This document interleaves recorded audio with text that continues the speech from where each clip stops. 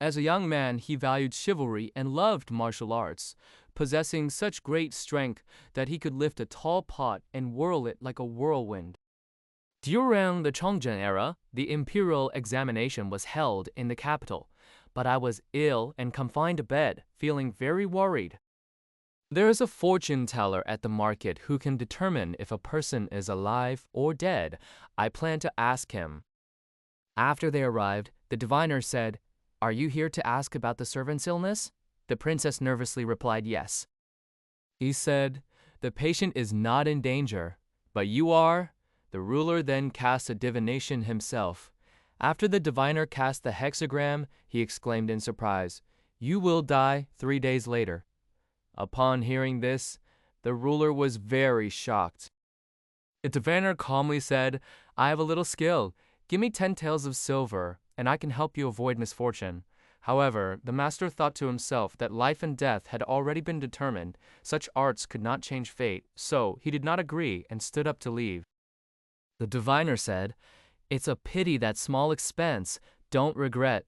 Don't regret. Those who care about you are frightened for you, advising you to take all the money out of your pocket to beg, but you did not listen." By the third day, the official sat in the inn, quietly observing, and nothing happened all day.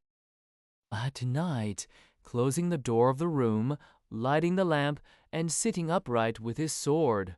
When the first watch of the night was nearly over, he still had no way to die. Wanting to lie down and rest, suddenly he heard a rustling sound from the window crack. He hurriedly looked over and saw a short figure carrying a spear entering, and when he reached the ground, he became as tall as a person. He grabbed his sword and attacked hastily, but the opponent's body was elusive and he failed to hit him. Then the opponent became very small and again searched for the window crack, trying to escape. He struck forcefully, and the paper figure collapsed upon impact. When he lit a fire to check, he found it was a paper figure already severed at the waist. The man dared not lie down, so he sat and waited. After some time, something crawled in through the window, its shape strange and terrifying, like a ghost. As soon as it landed, he immediately attacked, cutting it into 2 pieces, both still wriggling.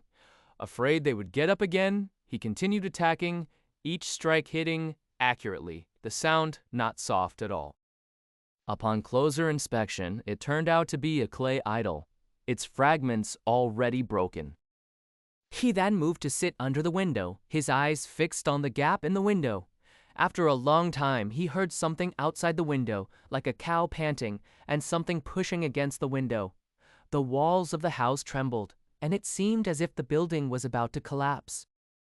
He was afraid of being overwhelmed and considered it better to go out and face it, so he suddenly pushed the lock open and ran out. I saw a huge ghost, as tall as the eaves. Its face was as black as coal under the dim moonlight, with eyes glowing yellow. It had no clothes on its body, no shoes on its feet, held a bow in its hand, and had arrows hanging from its waist.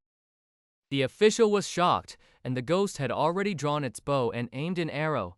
The official used his sword to deflect the arrow, which fell to the ground.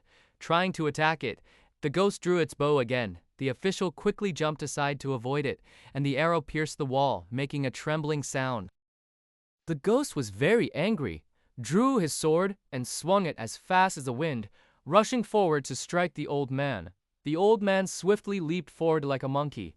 The blade cut into the stone in the courtyard, which immediately split apart. The old man emerged from under the ghost's legs, slicing the ghost's ankle with a clanging sound. The ghost became even more furious, its roar like thunder. It turned around and came to chop again. The scholar once again crouched down to hide. The blade fell, cutting the scholar's clothing. The ghost had already slashed under the scholar's ribs, and with a powerful chop, it made a clanging sound. The ghost fell to the ground, stiff and motionless. He struck wildly, his voice hard as if beating a wooden gong. By the light of a candle, he found it was a wooden puppet as tall as a person.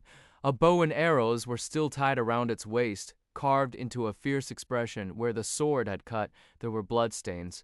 So he held the candle and waited until daylight. Some people say that ghosts and monsters were all sent by diviners with the purpose of causing death. thereby demonstrating their superior magical abilities. The next day, he told everyone he knew about this matter and went together to the diviner's place. The diviner saw him from afar, but suddenly could not see him anymore. Some people said, "They are all magic spells that hide the body.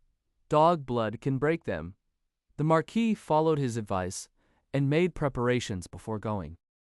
The diviner hid again as before. He quickly splashed dog blood on the spot where he had been standing. The diviner's head and face were blurred by the dog blood, his eyes shining brightly, standing there like a ghost. So they handed him over to the relevant officials who killed him. The historians comment, "I once thought divination was a foolish act. How many people in the world study this art without being troubled by life and death? If the divination is inaccurate, it's better not to do it. Moreover, even if it clearly tells me that my death is imminent, what can I do about it? Moreover, those who rely on others' lives to demonstrate their own magical prowess are even more terrifying.